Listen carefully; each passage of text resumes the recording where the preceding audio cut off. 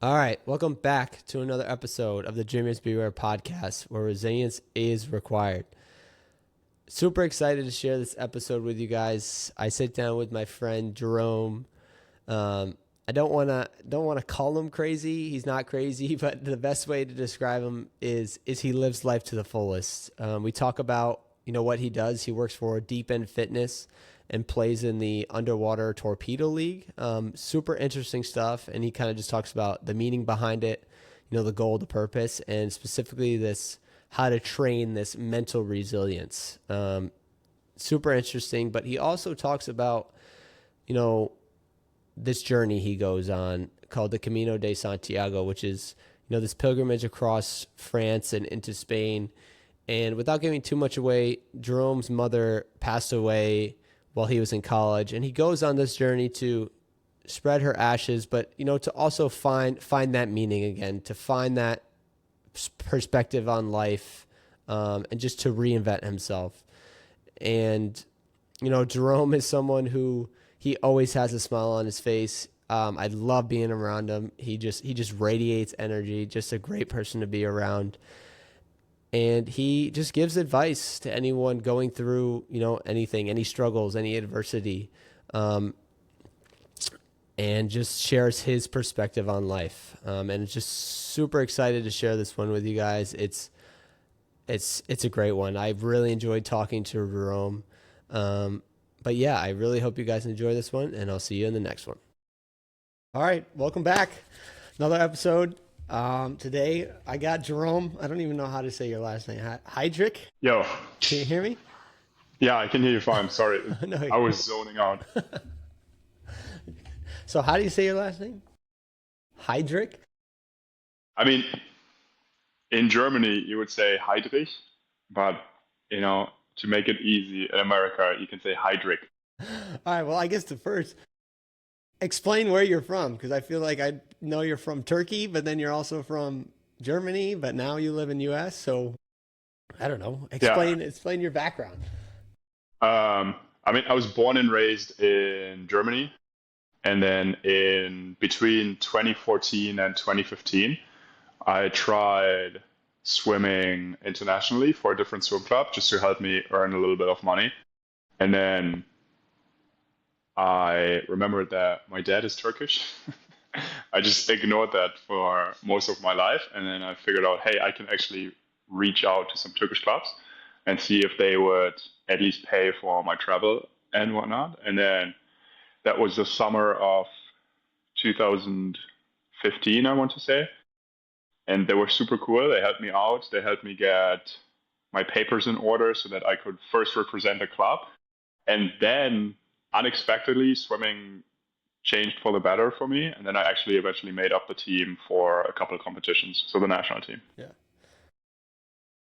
So you are a swimmer. Obviously, that's how I know you. We swam at Mission Viejo together. But wasn't your dad a basketball player? Wasn't he on the Turkish national team? Yeah. I read that And somewhere. I don't remember. Did you try yeah, basketball?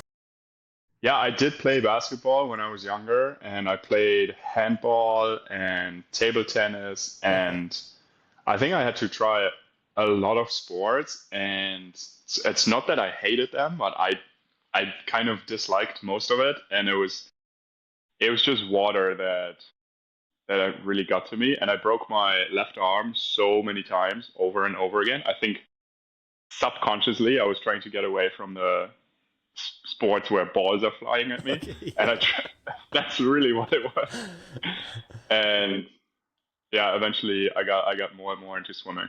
But yeah, my dad played basketball, and I actually don't know the full story. I just started talking to him about that a month or two ago. I started calling him a little more frequently, not Mm, just to talk about life, but actually a little bit about our family history, okay. because I realized we don't know much about our family history because like it just wasn't part of our childhood that we talked about Mm, it.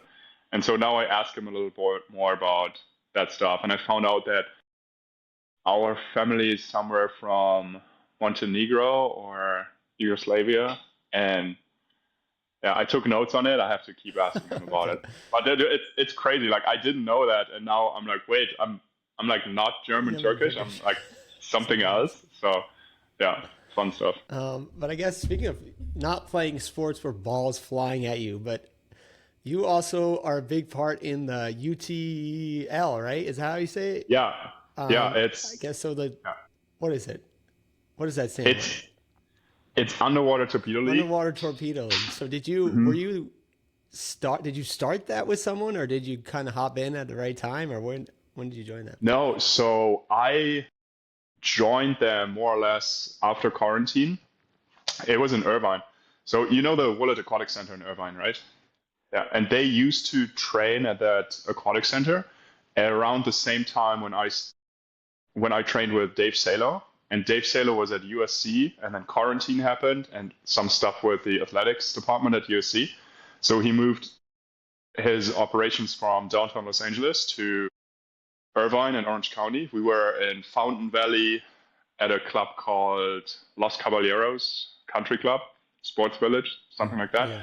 And then eventually we used the Willett Aquatic Center. And it was on a Saturday or on a Sunday. I think it was on a Sunday when we just got done with our workout with Salo. And you know when we sprint and when we have a good time, like you get in a good mood, right? Yeah, And of then course. like you're way more likely to start talking to people. And I don't remember exactly how it went down, but I was super exhausted from our workout, and there were some like tattoo, military, mean, beefy looking guys walking into the pool deck with their weights. And again, I don't know what exactly I said, but I'm pretty sure I said something about like, "What's up, ladies? Are you guys here for a workout?" And long story short, one of the guys there said, "Hey, why don't you come back next week and you can do the workout with us?" And it was a 1 hour workout and then 1 hour playing Underwater Torpedo League. So the workout they actually call Deep End Fitness. And man, I got so hooked on it. It's so addicting because you have that high and you have all the euphoria you get after you have a successful race every 5 minutes when you play, because you have a play, you get to go all out. It's almost always a success. Like it's a from like a mindset point of view. Even if you don't score, you have so much fun with it that it feels like winning a race in swimming every single play. And it just immediately from the first time I knew this is it. Like I was super addicted to it. I went every week. There were weeks when they had two workouts on Tuesday and on Sunday, and I would go do Dave Salo's workout in the morning, which wasn't easy, and then I would stay at the pool for an extra hour just to chill, and then go into a Deep End Fitness Underwater Torpedo League workout, and I would just come back home. I was cramping everywhere. Maybe I had some bruises and whatnot, but it was so much fun. Yeah, I It was so remember much fun. walking into your house the first time or your apartment, and you have that big check on the Yeah, wall for the torpedo league, and I was like, yeah, you're a guy that I don't know, like not you're crazy, but I feel like you got stories to go on for forever. But I just remember walking in your house and you had this check, and I was like, who the yeah. is this guy? Like this guy is nuts. But was they record? Didn't Netflix record something about it? Am I allowed to talk about that yet? Yeah, yeah. So we had a documentary, or we had people from Netflix come out for a documentary. There were some, I think they were Dutch. So I think the director and one of the camera guys, I think they were Dutch. So from the Netherlands, in case someone doesn't know. And they came out to Southern California and they were following Deep End Fitness and Underwater Torpedo League around. So it's the same company, it's the same founders. They're Don Tran and Prime. Prime, I don't actually know his last name. That's crazy. Yeah, but Don and Prime. Okay. And they were Marine Raiders. They started the company, and the focus was basically on them and their business and how other athletes interact with Deep End Fitness and Underwater Torpedo League. They followed some MMA fighters around. They followed some NFL players around too. The name of the documentary was Air Hunger. And there's a trailer, but I have no idea. The last time I heard about it was I think 2023, and it was supposed to be released that Yeah, I summer, I remember you think. showing it to me in the locker room. Yeah, yeah. And then the next thing they said was, actually, we're going to release it after the Olympics, and I haven't heard anything about it since. But yeah, they filmed one of our tournaments, the Underwater Torpedo League, and then they also did some interviews at the pool actually in Mission Viejo, just for because I was helping with a research project for Deep End Fitness and with some of the scientific stuff, and so I was the guy talking about what the breath hold does to the body and how CO2 tolerance builds up and how we facilitate. Yeah. No, so you're an instructor there now, and for Yeah, anyone that don't know, is Deep End Fitness, Mission Viejo. Go do a lesson. yeah, But I guess just yeah, explain, maybe going more about the goal behind Deep End Fitness, because I see all yeah, these videos of you guys blowing into like, I don't even know, buckets and then weights and then knots and everything, and it's like all yeah. underwater, and I don't know, I guess, the goal behind it. So I guess could you explain more about it? Yeah. So I think I joined the company 3 years after they were founded as an athlete at the beginning. And it has changed a lot since then. So when I first started going, it was calisthenics, so push-ups, squats, and a couple like water land movements, and then breath holds, and that was back and forth. And most of it it was high intensity or as many reps as possible. So some people were done earlier, some people weren't, but every time you had the workout, it was also combined with a game. So you could rarely have one without the other. And the goal for the Underwater Torpedo League is just to have a good time and build community. They have, of course, there are business goals and company goals as well. So I think at some point it was a goal to be an exhibition sport for the Olympic Games, but I don't know what the progress on that is or if that's still a goal, but that used to be one of the goals. They tried to get on ESPN. They did get on social media for ESPN, but I don't Okay. think they ever got a TV deal out of it. They always wanted to live stream the tournaments, so Hmm. they got that down a couple times. Some better than others. Sometimes they didn't have the live stream. But then for Deep End Fitness or for Underwater Torpedo League, from my understanding, is they started doing it when they were still in the military, and it was mainly water confidence and survival skills. So they have this one side where it's just trying to get more and more comfortable underwater, holding your breath. Hmm. And on the other side, it's trying to apply survival skills, which they have slogans called Be Safe, which is body system always in effect, slow and easy movement, apply natural buoyancy, full lung inflation, and extreme relaxation. So if you're out in the open, in the ocean, and you lost your vessel that was supposed to keep you afloat, that's kind of the structure you would follow. And what we do now, so at the Mission Viejo location and at some other locations too, it's just Deep End Fitness. It's not the Underwater Torpedo League anymore. You can still go to other locations, but that some locations have exclusively Deep End Fitness. That's the location I run to. And what that does is the level of entry is a lot lower. And also the ceiling for how tough you can make the workout is a lot higher, which is really fun because when I used to do both, so Deep End Fitness into Underwater Torpedo League, I would never go 100% on the workouts because I wanted to play, Yeah, you know? yeah, yeah. So I wanted to be fresh when I was playing and I did not want to gas myself Mhm. out entirely in the workout. But now we have these workouts that are an hour and a half at most. And because I'm instructing and coaching them, I can really put a set in there where I just send people up and down the pool, back and forth. Actually, what I have people do a lot is interval sets, sprints, very, very similar to US RPT. All right. So where people they do a 25 max on a minute, then one on 55 seconds, on 50, on 45, so until someone drops out, until they cannot make it anymore. And then the deep end fitness element is that they are breath hold sprints. So you cannot breathe Breathe. the whole time. And people, they, it's challenging. Yeah, It's no. really, really, really challenging. And so sorry, No, go ahead. that's like that's a physiological side to it, where you look a little more at exercise science and kinesiology. But what I think is the unique part about deep end fitness is that you have the mental resiliency that you de facto can program for. So, when we talk about mental resilience or having grit or something like that, how are you actually going to program that?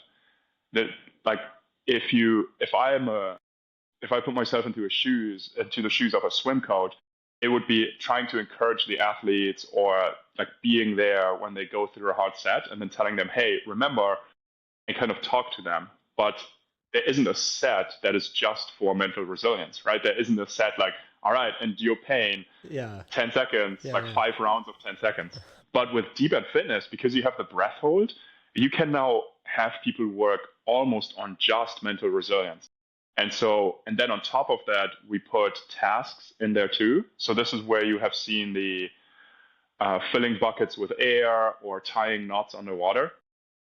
And what that does is it puts your brain in, like, it gives you a task to solve, which in a way, if you do it right, if you really just focus on the task, it completely distracts you from the breath hold.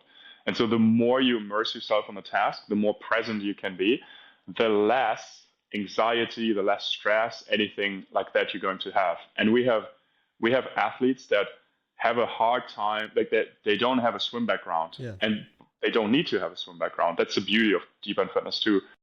They will not be able to do a 25 underwater crossover, but they can grab an 80-pound or 100-pound sandbag and just walk like a whole length of the pool. And some people find so much comfort in just hugging that weight underwater. They can do a 50 with a sandbag walk, but they could not do it swimming. And like we have some Olympians come out, and it doesn't happen rarely that we have Olympians come out, like people that rank top 8, top 4. Yeah. And then you have the deep end athletes that are not physically better than them. They just have more experience in this field, and they're more used to the CO2 tolerance and the mental resilience underwater, and they do the sets easily. Yeah. But thought about athletically, mental resilience side of things. So it's interesting. Yeah, it's super, super fun. But like you're comparing like a 2 out of 10 physical with like a 10 out of 10 physical, and the nature of the workout brings them on the same level. And one thing that most of the instructors with a military background said at the beginning in deep end fitness, they said water is the big equalizer. And I got to the classes at the beginning, experienced swimmer and like just willing to hold my breath for longer. Mm-hmm. And I thought, it's not a big equalizer. Like, what are you guys talking about? Like, I was thinking, I'm gonna swim faster than everyone who doesn't have a swim background, and then obviously I can do more movements underwater than anyone who doesn't have a swim background. So that doesn't apply to me.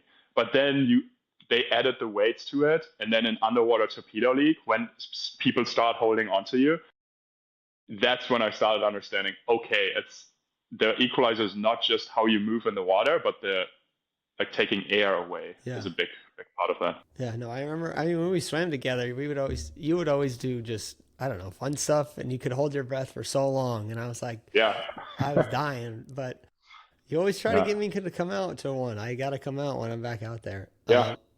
But what about? So, I've seen. Not underwater torpedo, but underwater hockey. Do underwater torpedo people hate the underwater hockey players? Yeah, I think for sure there's some tribalism in there. So it just happened this past week, because I'm trying to be more active on my social media. So I had someone a comment or DM, and he said, "Oh, you should try out underwater rugby," and I think or maybe it was underwater hockey. But underwater hockey and underwater rugby used to use the pool in Irvine, the Willett Aquatic Center, when we had our workouts too. And so deep end fitness, because of the Underwater Torpedo League and deep end fitness, because of the water confidence aspect of it, there was a discussion at some point to add snorkels to it, like short snorkels, like they have, I think, in underwater rugby or hockey. They do, yeah. Or also short fins, or like something protective. And there was very strong pushback to not add anything that would make the sport easier, because the goal was, after all, water confidence. And so sure enough, we would see the hockey players. I think they have a glove on and they have a little stick. spoon Yeah, that they whatever, yeah. spoon. And there was for sure a lot of, hey, you guys need protection, you guys need snorkels, you guys need fins. And then, yeah, would I try it out? Yeah, I would 100% try it out, but I don't know if it can be as fun as underwater torpedo. Gotcha. Like torpedo is just so much fun. Yeah, and the the thing is, I probably over exaggerate this a lot, but there are some guys that play on exclusively on defense, and then some guys exclusively play on offense. So I would play more center and offense as opposed to defense. But the defensive players, they got your back sometimes, and sometimes you get wrapped up, and then it's the defensive players who like rip the hands off the torpedo of an opposing player so that you can swim. And I have some guys in mind that played goalie for our team or that played defense for our team, and in my mind, they saved my life. So like, it's not like we're never in real danger down there, right? Yeah. But the way I see it is, you fight these guys that could be 250, maybe 300 pounds. So I weigh 205 pounds. It's a little too close to 200 for my taste. But they like keep bigger guys away from me, and they secure the goal. And even though I don't think it's super fun playing defense or goalie, those are the types of players that I have the most respect for. And yeah, like if they're like my They save your life, man. big That's all you brothers need to me. say. Yeah. It's always funny because I'll always get, especially kids I swam with in high school, they'll send me videos of Underwater Torpedo League. I'm like, I know that guy. Like, that's Jerome. Yeah. Like, I know that guy. So it's always funny. Yeah. But I guess taking it back, we've talked about this story before, but I want people to hear it because I think it's just crazy. But that journey you went on across France or whatever, right? You have a video on your Instagram of someone getting just wrecked by a bull.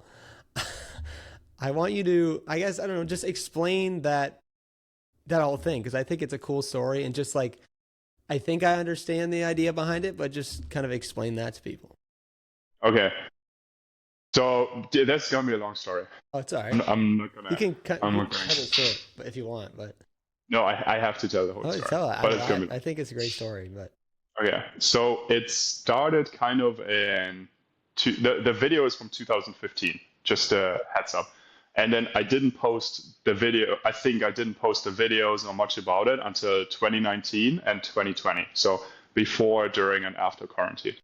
And what it was the Camino de Santiago, which is a European pilgrimage from the south of France all the way to the west coast of Spain. So you transverse an entire country.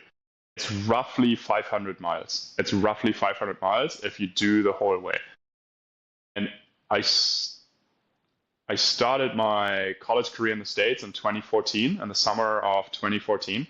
And I didn't know at the time, but my mom was super sick from cancer. She had lung cancer. And my whole family, everyone that has lung cancer, everyone smokes. And then they go, we have lung cancer.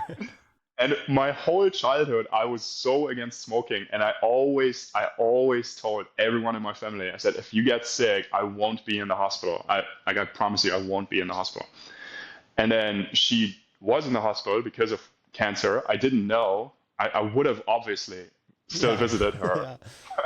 But yeah, she kept it secret from me. So I don't know this for sure, but I was told that she had some tubes, and she asked the doctor to make her look a little more healthy, take some of the tubes out so that she could be presentable and not seem super sick, because I was about to leave for the States.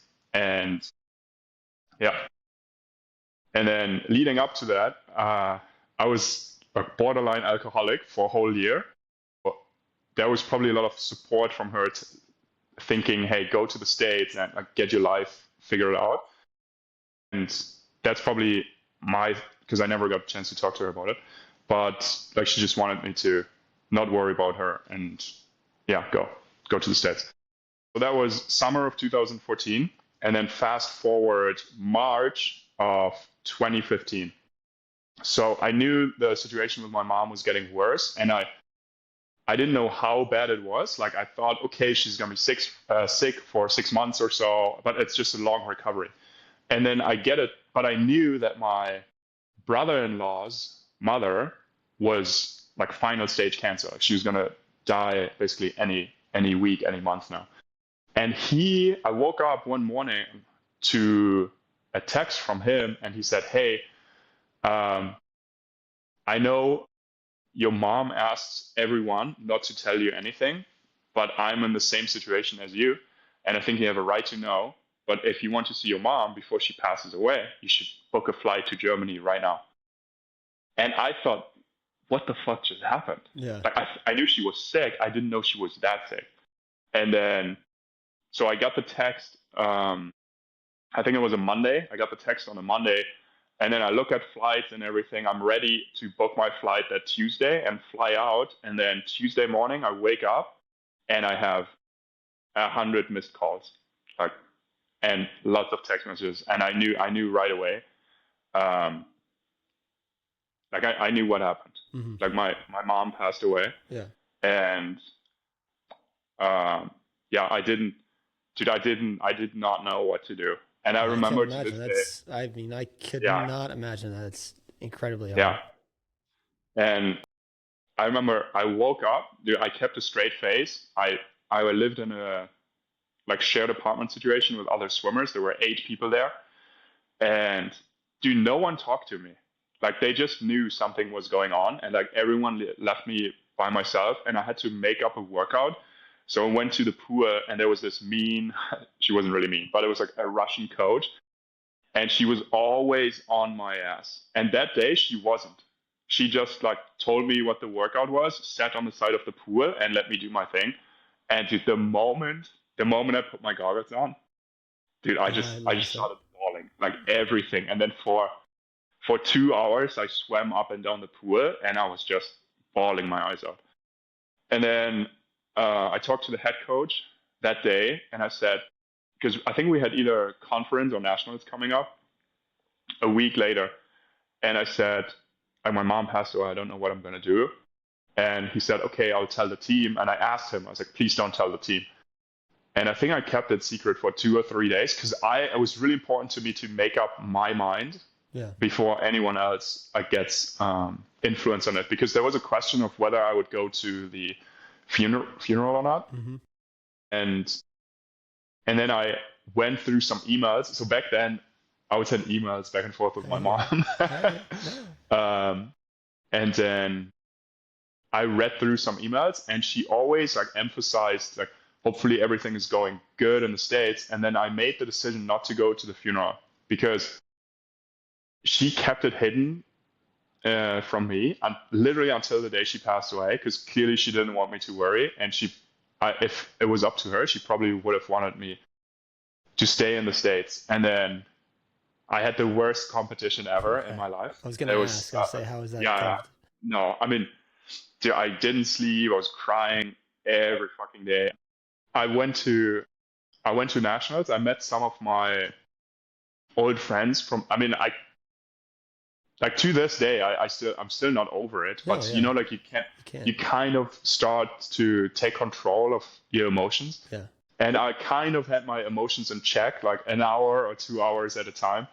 And then at nationals, there were other people from Germany there that knew my mom, and they just heard about it. And so every single time I talked to someone, it was ripping it wide open. Yeah.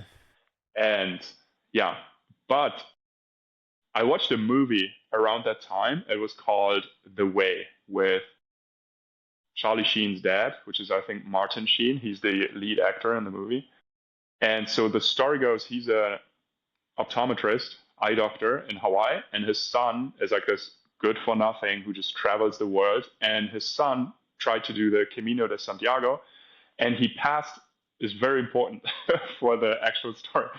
In the movie, the son passed away the first day of the trip, crossing the Pyrenees, which is a mountain range between France and Spain, because the weather wasn't good. And there was a warning that he shouldn't cross the mountains, and he did anyways, and he passed away. And then his dad came, and he wanted to take the body back to the United States, and they said, we cannot do that because of customs. You have to burn the body. And he cremated, that's how it's called, right?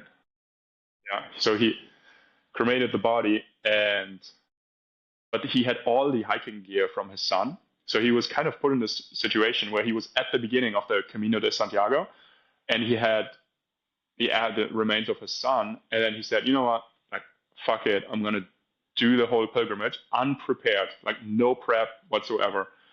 And usually if you look it up online, people say, like take at least 60 days, because I think, or 40 days. And then, like prepare for it, do this, do that. But he just winged it. And the moment my mom passed away, like somehow I had that idea that I'm going to do that pilgrimage to just, that would be my therapy, because I didn't go to the funeral. And so either in May or June, I would do that hike. And then I heard that my mom is going to be cremated too. And I thought, oh shit, like slowly the pieces come together. Yeah. Uh-huh. And I didn't prep. I had a little guidebook, and I think I didn't open the guidebook until I actually got there. Yeah. And then I was in Germany one day. I took a flight to somewhere in the south of France. So this is like, I'm like fully committed. Fast forward 2 months. It's the summer of 2015, and I had a sleeping bag, a glorified yoga mat, and like a solar panel, and then a bunch of stuff I ended up not needing, but like clothes, like extra clothes and whatnot. But I packed all my stuff. I had my hiking boots that I never tried ahead of time. So people that do longer hikes, they have all these red flags going up right now because you need to walk them in. You have to adjust to them. But I went to that city in the south of France, Saint-Jean-Pied-de-Port, I think is the name. And it's the city from the movie. It's exactly what the movie is like. And in the movie, there was a guy from the Netherlands who had weed on him. Like, it was just the one guy you would get weed from all the time. Cannabis, by the way. Cannabis, there you go. And then one of the first groups of people I meet there's a guy from the Netherlands. His name is Joost, and he's handing out weed to everyone. Crazy. And I was like, crazy. This can't be happening. Yeah. This absolutely can't be happening. One of the other guys that was there was a German guy, and then an American guy. His name was Eddie from California. By the way, this was when I was still in North Carolina. But the way I thought about it back then was like, like Joost, because again, like if you go on that hike and you're in this situation where you're borderline traumatized, you're like trying to do something spiritual, everything becomes suggestive, so suggestive. Yeah. And so I thought, this is crazy because I want to go to California. So this Californian guy is my future, the German guy is my past, and then the Dutch guy is my present because it's the relation to the movie. Yeah. As a side note, at that point I was sober for a year, and I stayed sober for the whole Camino because it was. I wanted it to be as pure as possible, and I didn't want anything to interfere with that. But I got to the town. There are these shells that you get as a protective totem, and the story is that there was a knight that did the pilgrimage a long time ago, and I hope I recall this accurately. Okay. He went into the ocean, and everyone thought he was dead with his horse. And he came out of the ocean, and he had these white shells everywhere on his body and everywhere on the horse. And then they became the protective totem for everyone who travels the Camino. And then when you do the Camino, you also have a little notebook, like your pilgrim passport, where you get a stamp in every city. And most of the time people get them in the churches, but every hostel, a lot of cafes, because the whole country, every city along the trail is in on it. They all know this is a pilgrimage, and they all know pilgrims come by. Yeah, so I got that gear set up. I got my gear set up. I tried to find a place for first night. I'm by the way like student broke at that time, so it was my first year in the States. I didn't know how much I had to pay for tuition and school. I ended up paying a lot, and I didn't have a lot of money in my bank account. Gotcha. And I tried to get a hotel, a hostel for the night. Anything would have worked, and nothing was like even remotely cheap. So I slept on the street. Like first night, I slept on the street in front of a church. And sure enough, the 3 guys I just told you about, they slept there too. Okay. And we woke up together the next day. This is another scene from the movie. So the sun passed away the first day because it was bad weather for the Pyrenees. And like I was never like I never thought about taking my own life, when I was never suicidal. Yeah. But I was very like well, if shit happens, then shit happens. Okay. You know, like I was Yeah. very like assertive on taking risks. And then sure enough, the first day after the first night, we woke up in the morning, fog everywhere, weather warning, and a lot of recommendations not to cross over the Pyrenees. Nothing was blocked off, but there was like, do not go on the mountain, like wait another day and then cross the Pyrenees the next day. And I was like, I have to go today. I said, I have to. Like something inside of me, I have to go. I cannot look back, and I have to keep going. I have to keep going every day. And the first 30 minutes, there is just mud coming down our pathway, and I already in my head, I'm realizing I will not be clean for the next month. Yeah. Like the dirt in my shoes right now, I won't get that out of there. Like it's gonna be there, and it will stick with me for a couple of weeks. Yeah. And some way, somehow, we made it through the first stretch, and eventually we make it to the top of the mountains, and there's fog everywhere. You can barely see. Like I'm getting goosebumps because it was like a scene out of Lord of the Rings. You know, when they're on the hills and they just see into the like endless horizon. Uh-huh. It was 10 times that. Wow. And then we start descending the mountain, and then at some point, just a random wooden door is in the middle of the forest, and it says, "Welcome to Spain."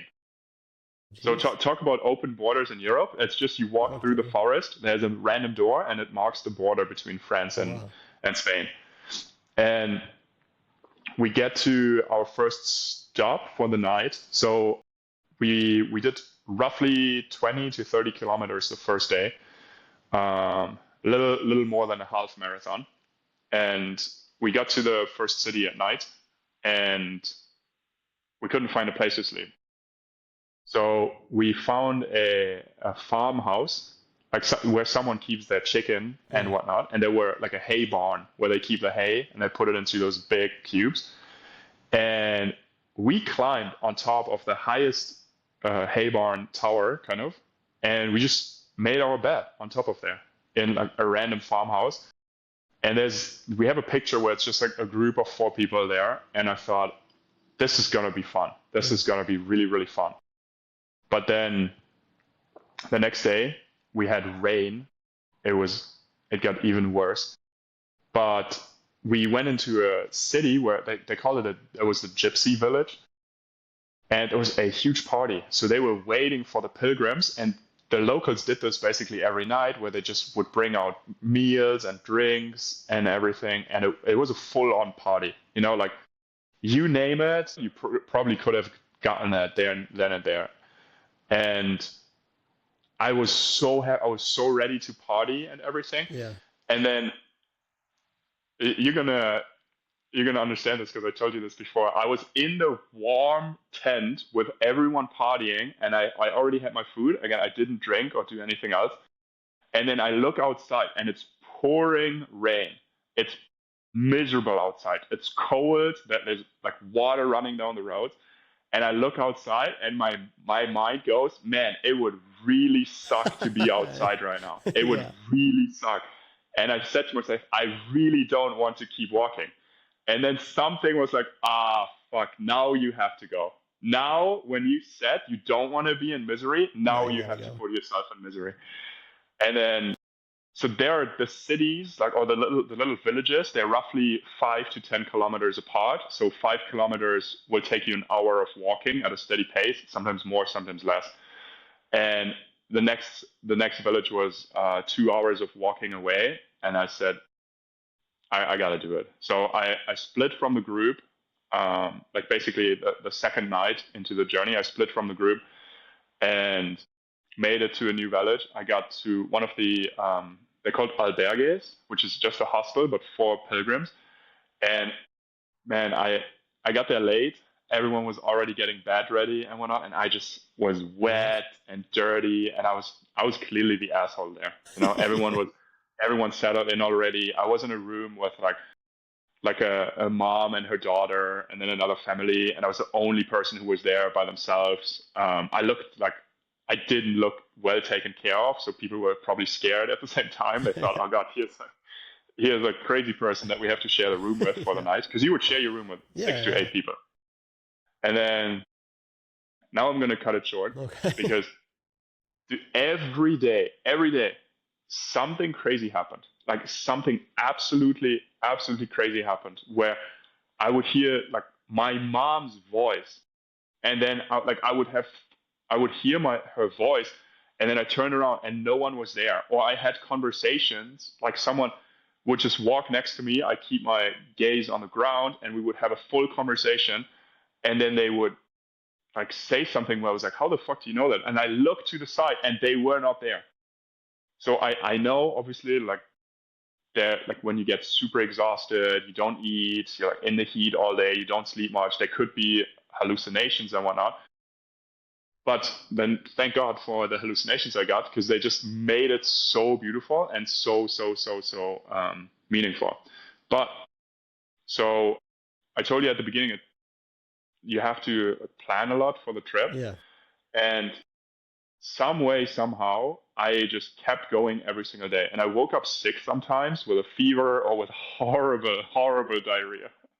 And I had to literally just, like within 10 seconds, I had to go to the side of the road, pull down my pants, and do my business. And then keep all the dirt in my pants for like another 6 hours until I got to like clean myself at a hostel or something. And then, Are you but every like time, yeah, in contact with anyone back home, or is you have like no just the no, people that are there? And like I guess during no. are people is your family worried about you at this time? Are they thinking about you at all? Or Yeah, I didn't really think about any of that. I told a couple of friends I'm turning my phone off and that's it. I have a really, really good friend in Germany, and him and I watched that movie together. I think okay. it's 172 hours or something, where what's the actor's name? Danny Franco or something? The Uh, guy who plays the villain in the second Spider-Man movie. And in this movie, he gets into a canyon and he falls down and he has his arm stuck in oh, between a yeah, rock. yeah, yeah. Yeah, I've seen that. But yeah, I don't know Yeah. what. And so we watched that movie together when we were teenagers, and because we would both do dumb things sometimes, and we looked at each other and we're like, that could be you. And I was like, yeah, Yeah. that could be you too. And so we had this agreement to this day to always tell each other when we go Okay. somewhere. So like that was kind of the one guy who knew what was going on. But But yeah, you're going shitting back to, yourself every day. Yeah, you keep yeah, going. not every day, but Okay. regularly. Never shat myself, but Okay. Oh yeah, yeah. on the On side the of the other road. side of the road. But there was you heard someone say, walk it off, right? Yeah. Like someone would say, okay, every day I woke up and almost every day, I woke up and I thought, this is my last day. I cannot keep going. I have a fever, like I'm coughing all day. My ankles are hurting. My feet became incredibly swollen at some point. I had really bad blisters because I didn't do Breaking any your prep with shoes. my Yeah. hiking shoes. Yeah. And then I would literally walk it off. Like maybe it took 3 hours, maybe it took 4 hours, but by the middle of the day, I was fine. I could walk at top speed, and there was no problem whatsoever. And since you just brought up the communication, before I left, I asked my dad and to help me reach out to a Turkish club for swimming. But then, he said, hey, can you imagine you do a job application and then you just go like you just go off your phone for like a month or something. So, and then there was one day where there was a young boy who did the Camino, but he just did a short trip and he lost his mom. Like he didn't lose his mom as in she passed away. He just couldn't find her anymore, and he didn't have a phone on him, but he had her phone number, and we just ran into each other. And he asked me, "Can I use your phone?" And I was like, "No, because it's part of my Camino that I don't touch my phone." But it was one of the days when I had basically a broken ankle. It was just painful, right? Nothing was broken. Yeah. But so I had to sit down at a cafe and just stretch my ankles out, my feet. And then he kept arguing with me, and he made a good point. He said, "What if I use your phone and I disable airplane mode, I use it, and I give it back to you?" And I said, "Yeah, that makes sense, because then I'm not checking my text, right?" And then this was very close towards the end. Okay. And he said, "Hey, I think you should check some of your messages." And I'm like, "Why?" And so it turns out the application for the swimming club went through. And I was like, okay, I'm not going to make it on time anyways. There's no way. They had a competition coming up or something else. Yeah, that's how that was kind of my first contact. I think it was 20, I don't know, it was 16 or 17 days into it. And by this time, because I tracked how many kilometers I did every single day, and by then I saw that I'm going to get to Santiago de Compostela, which is the last place, a week ahead of time. So I planned to get there after, I think, 29 days, just under 30 days. Because I thought, okay, let's plan for 30 days, and then I cut it one day. But I was so ahead of time that I did 1 mile less than a full marathon every single day. Just walking. That's freaking crazy. And then, and the absolute last night, because it was my last night, I wanted to treat myself. I said, I'm going to stay at a really nice place tonight. So I go to a city and I don't like the hotels there. 5 p.m. I'm like, okay, no problem. I'll go to the next one. 6 p.m. I don't find a good place. 7 p.m. I don't find a good place. 8 p.m. I don't find a good place. And now I think, okay, I'm probably not going to find a good place anymore. I'll just camp outside. 9 p.m. I don't find a good place. 10 p.m. I don't find a good place or nothing that I like. And then I look at my notes one more time and I go, if I keep this up, I would be in Santiago in a couple hours. I have 30 kilometers to go. And I thought, I can do it. Mm-hmm. And so then I walked through the entire night, and I think it was around midnight or 1 a.m. when I really started hallucinating. There was an owl that flew by my head, and I followed the owl into the trees and met its family and full on psycho. And then I come back and I'm in the exact same spot where the owl flew past me, and it's I look at the time and a minute has passed, and I was just spending half a day with the owl and her family. And I had to lay down every 30 minutes. I had a timer on my watch because I would just lay down on the floor, in the middle of the road. I would just find a tree, put my legs up against it, and lay down, and then walk for a little bit. I was drooling.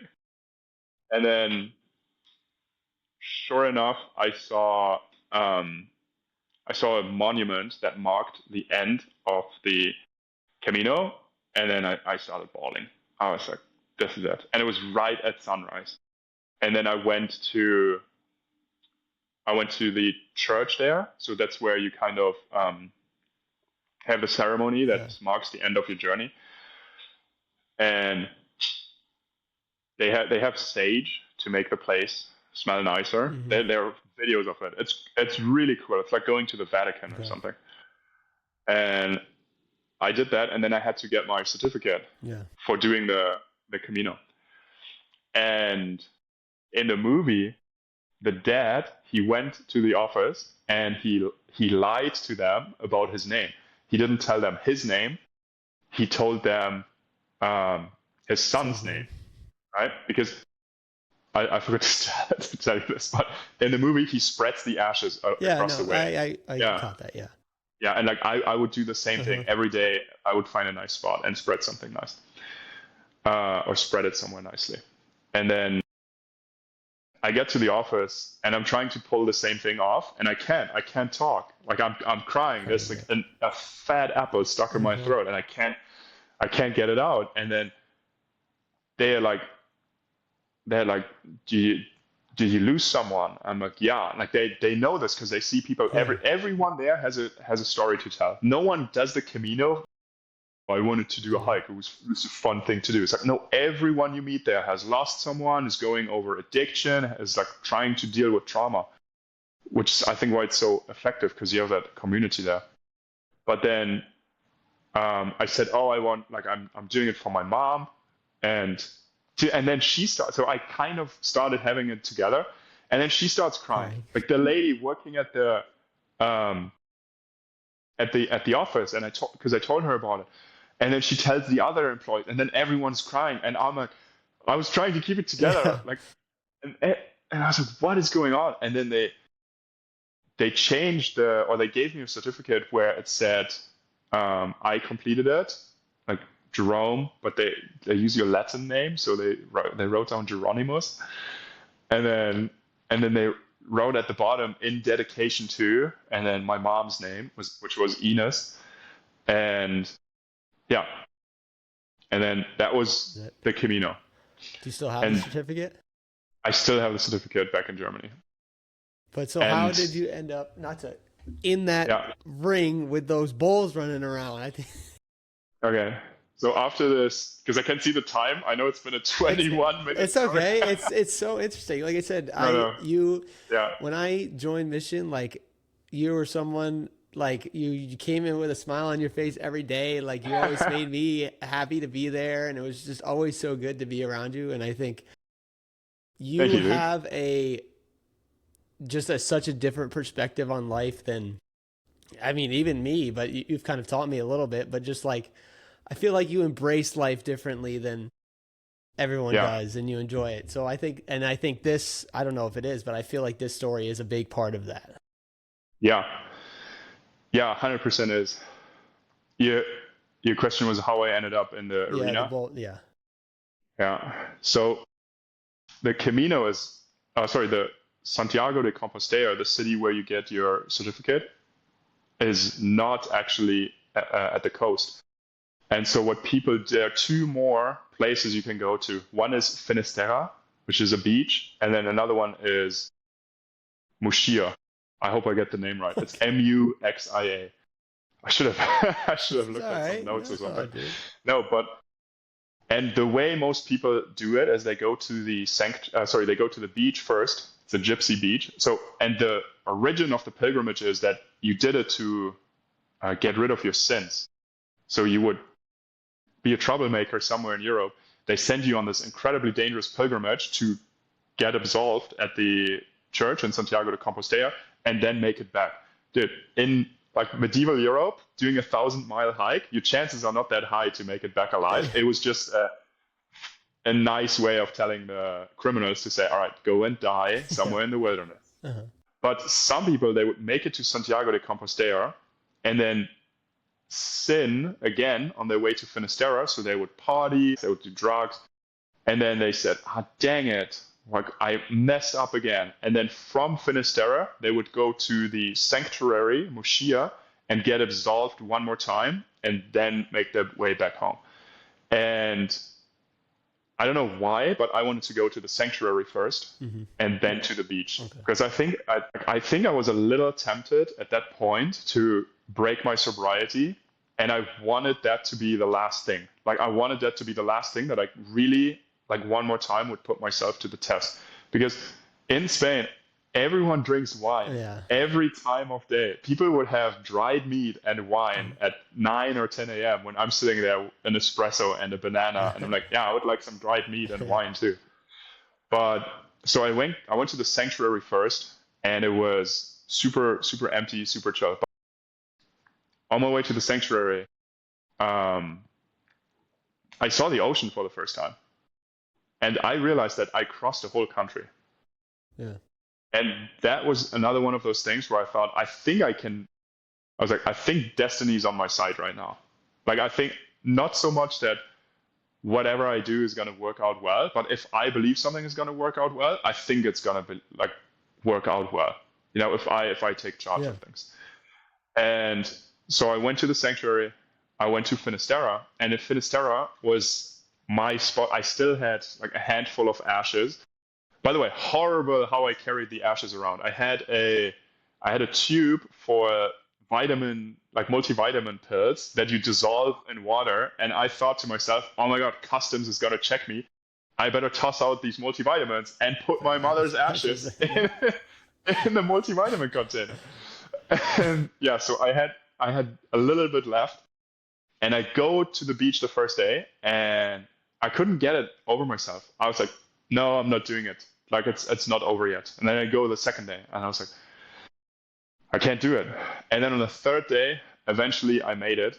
And then by those 3 days, so everyone that I passed on the Camino, most of the people, they caught up to me because I passed everyone because I would not rest, and I was psychotic. I was trying to like run away from the pain that I had, and I did. Like I kind of walked it off. But I was like, no, I have to keep going. I have to keep going. I have to keep going until I almost pass out at night. And so every day it was like a reunion. I saw another group of people that came to Finisterre because they wanted to like party and whatnot. And I just saw them at the cliff where people watched the sunset. And then eventually I got it over with. And two things. First, there's a pretty strong wind. Not always, but sometimes there's a gust of wind. And I wrote something nice. I didn't read it out. I just wrote something, and I read through it one more time, kind of like paying a last tribute to my mom. And then I pour the like ashes into the wind, and a gust of wind blows it right in my face, and I'm coughing, and I almost threw up. That's how bad I was coughing. Oh, shit. And then I was taking myself so serious the past 3 days, and then I remember it's not something my mom said often, and I don't know where it came from, but immediately I was like, "Don't take yourself too serious. Like, it's still just life." Jokingly, when we slept in that hay barn on the second night in France, but first night onto the actual Camino, we jokingly said, "Oh, if we are done within a month, the San Fermines are going to happen in Pamplona." And the San Fermines is the running of the bulls. And I met everyone at Finisterre, and I said, well, we made it on time. Yeah. We have to go to the running of the bulls, right? Because my flight back, it was either from, it made sense to be in Pamplona for my way back. And so I said, let's go. And no one wanted to go. By the way, the train took less than a couple hours to get to like where 20% of the way to 100% of the distance. That 80% took a couple hours in a train. That took me a month on foot. And I was sitting in the train, window open, and I was just like, I was so mesmerized by modern transportation. Yeah. I was like, this is insane. Like, this is insane. This took a month on foot, and now I'm back within less than a day. But so I just had to go there for transportation, but the San Fermines were happening.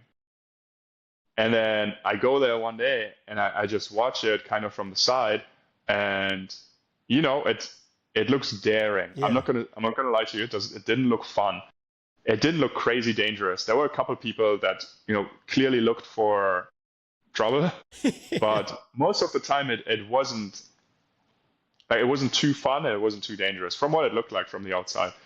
And so I asked someone, "Oh, like, how do you join?" And they said, "You just walk on the street and then you go." And I'm like, "Really?" But so I did the next day, but I thought it was down the street and that's it.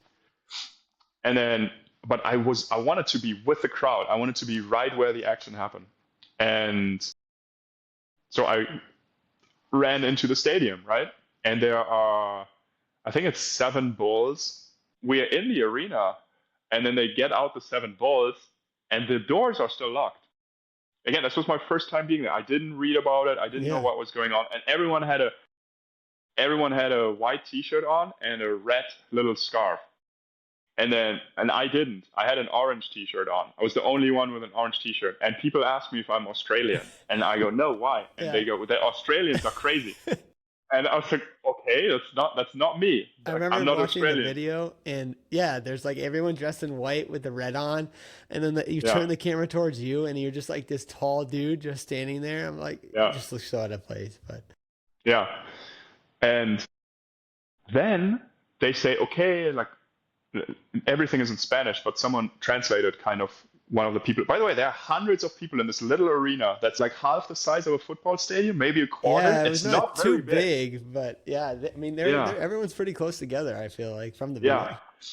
And it's circular, but you can, if you really try, you can jump to the side, climb on the wall, and get Yeah. out of there. And then they send one baby bull in, and I'm like, oh, this is So fun. They're letting yeah, us play with a baby bull, and the horns are sawed off, and there's like tape on top of it, so yeah, it's almost cushioned. And I go, oh, this is really fun. Let's play around with a little bit. And then they like some people they tell me what some things are that we're doing. So a bull comes out, and then eventually they like lead the bull back inside, and then a new bull comes out. But the bulls come running out from this door, and there are guys that pile up at the bottom of the door right in front of there, and they just like hope that the bull jumps jumps over over. it.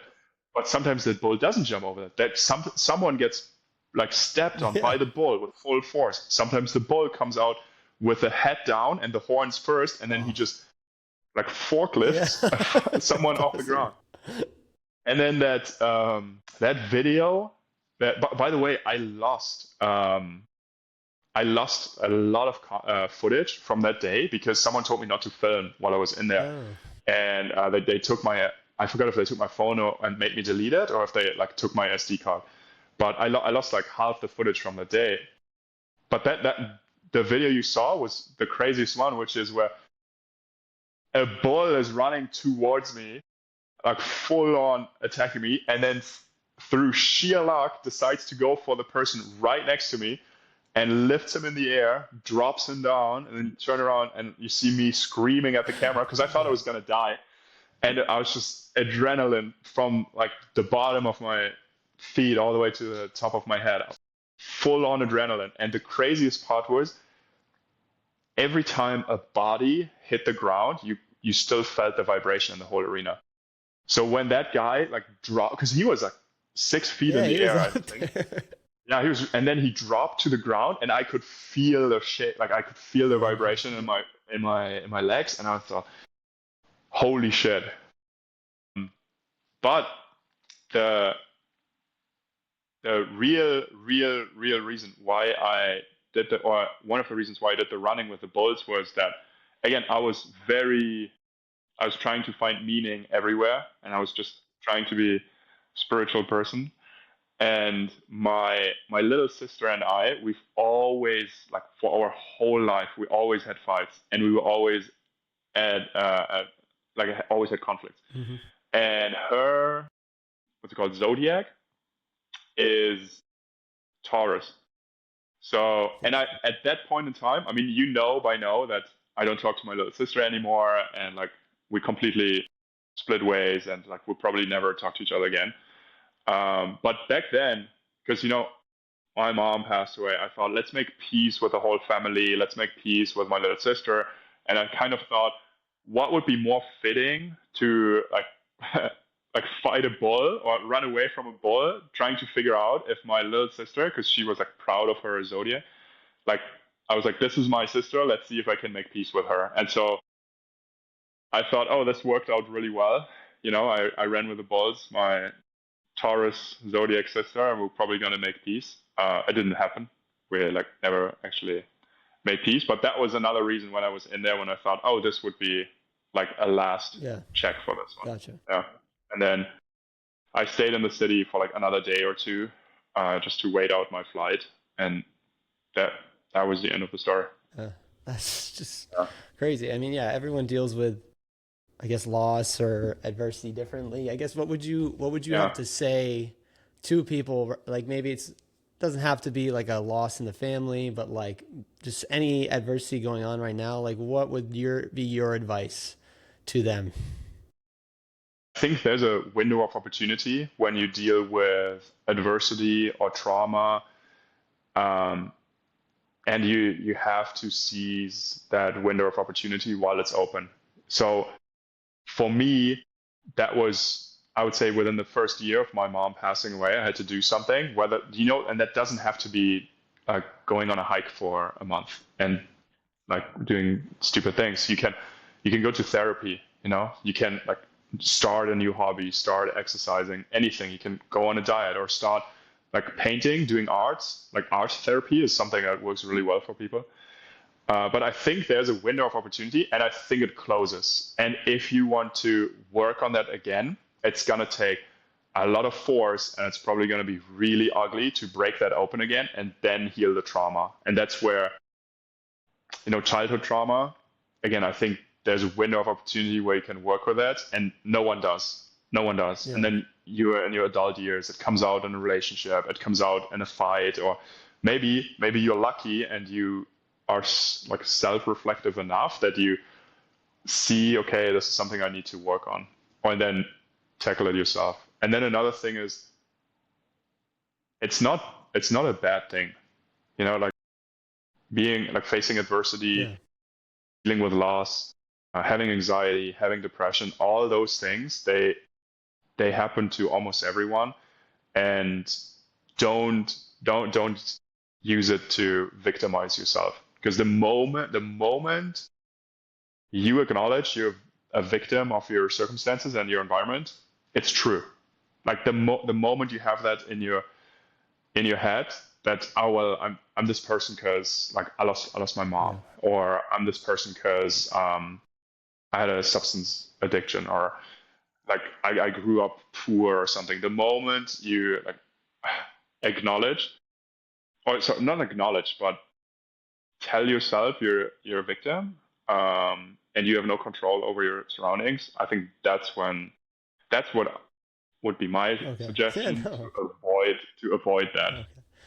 Okay. So how has, I guess, like I've said, you're someone who's always, I've found just always, you're always in a good mood, man. Like it's always fun to be Yeah. around you. You're always like, see you and I'm like, I get excited because I know it's going to be good. But how has, I mean, maybe you're still trying to figure it out, but how has this and even like change your perspective and like what is your perspective like through your day-to-day life? Has it changed from Yeah. that time before your mom passed and then kind of throughout this journey?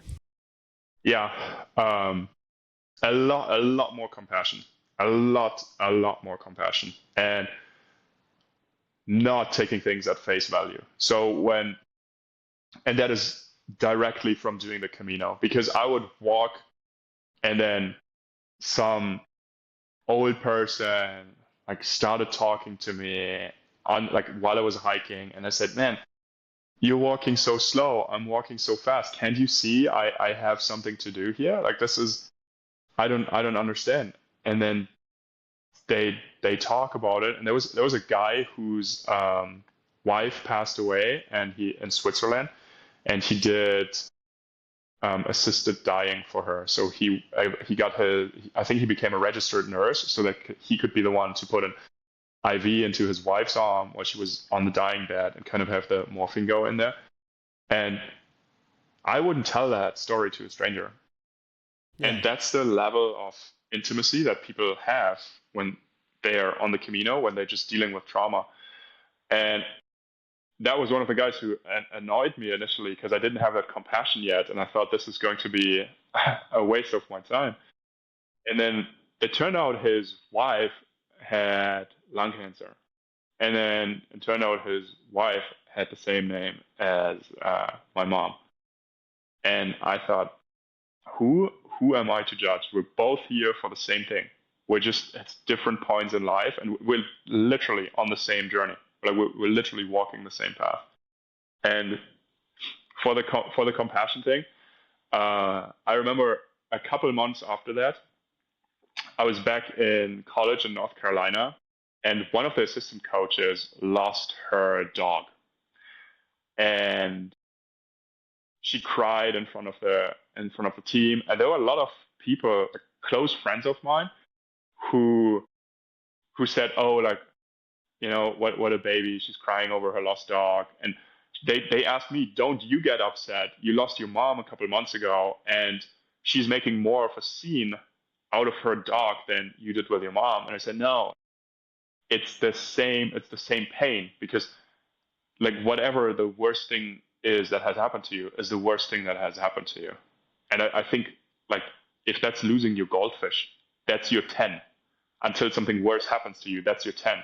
And so if that's someone's 10, just because it would be a 3 or 4 for you, you shouldn't treat it like a 3 or 4 out of 10. You should still treat it like they're 10. And yeah, so now when people like tell me something, and I might think, oh, it's not that much of a big deal, I'm trying to take a step back and go, well, maybe it is a big deal for them. Yeah. Well, I think that's great. I appreciate you sharing that story. I know it's probably not easy to share, but I think, I mean, I've learned a lot from it, from you, and I think people can. But yeah, again, I can't thank you enough for, not that you, I mean, you probably don't think you've done a lot for me, but you have. And just when I was at Michigan, Appreciate that. Just the perspective you gave me when I was there, and even now, I mean, we call each other. I try to call you at least once a month. But it's great. So what's next for Jerome? What's next for you? Anything else? You got Mission Viejo, Deep End Fitness. Is there anything else? Any goals, I guess, for this year? Yeah, I'm going to talk about Deep End Fitness Mission Viejo, because I saw a video or something, like nowadays it's like, oh, I didn't read a book, you watch videos. So I saw a video, like, this was months ago, but it really stuck with me, where someone was talking about the density of people that are trying to have a good life or trying to be like above average is so high. It's actually the most competitive, right? Because, okay, no one wants to be poor, so you can be poor very easily. And then no one wants to be just average, so you can be average pretty easily. But then everyone wants to be just above average. Everyone wants to be in that like 60 to 80% range. And then in that same video, they said, but you know what else is where the population density is also really low? The people who want to be like in the very, very top, who want to be like the best, because there's only one. Yeah. And so it was a weird thing, but since I opened the Deep End Fitness location in Mission Viejo on December 1st, we have, it's not a lot right now, but we have 4 classes that are going on every week, and I will coach anywhere from like 2 to 4 out of those classes. And then I started coaching Deep End Fitness at Lifetime as well, and I do that currently 4 times a week. So in my head, I was thinking, hey, I teach Deep End Fitness 8 times a week, and I don't think anyone teaches it that much. And the more you do something, the better you get at it. So for now, I mean this sincerely, but I want to be the best Deep End Fitness instructor in the world, because we do. It's not just America; we have some other countries. Okay. But that's really what I want to set my eyes on right now. Just trying to bring as much intention to the workouts as I can. Put my psychology, my exercise science background in there, and have it almost like physical education, not as PE, but physical education as in you get a physical workout, and whether you like it or not, you're getting a little bit of education on the side too. And yeah, but really optimize that until it becomes the best program in the world, and then hopefully find a way to standardize it so that it can be replicated and then help the whole Deep End community. But other than that, like more personal goals, I'm trying to read more. I know. I honestly have the same goal as well. I mean, it's such a basic thing, but I'm still wrestling with my old books, like Plato, The Republic. But it's tough to read, but then you read like a normal book after that, and it's so easy to read. And so many things we face nowadays that we think, oh, this is the first time society has faced a problem like this, like whether that's education or whether that's like political discourse. They talk about it from books that were they're 2,000 to 3,000 years old. Yeah. And I'm like, it's right there. It's literally called The Republic. Like sometimes when we read, because that's how you learn in school, right? Like you don't just, okay, some people just sit in school and they don't take notes, and then they're surprised, why am I getting C's and D's in my tests and in my like homework? But if you sit in class, you listen and take notes, you're gonna do a lot better. I think it's the same with most other things in life, especially if it has something of value, right? Like some things we just do for entertainment. You don't have to take notes when you watch the Marvel Cinematic Universe. Yeah. You know, back when it was good. Yeah. You can take notes on it, but you don't have to still get everything out of it. But if you like want to learn something and like improve yourself, then I think that's important. Well, where can people find you for Mission Viejo Deep End Fitness? We can end it here. You can go and type my name in, Jerome Heidrich, anywhere, and you'll find it. You'll find Deep End Mission Viejo that way, because a good friend of mine told me to make it easy for people to find me. So it's just my first name, last name, and yeah, you can find me like that. All right. Well, awesome. Thank you for being here, Jerome. I appreciate it. Awesome. Thank you so much.